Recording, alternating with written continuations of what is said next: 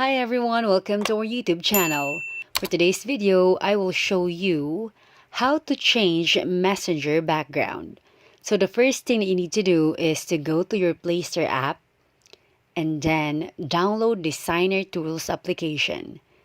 And then after that, once it is downloaded, just open the app and then scroll down and move to Mac App Overlay, then click Portrait. And then choose whatever image you like. And then after choosing the image you like, just move the opacity to 100%. And then after that, just turn on Mock-up Overlay.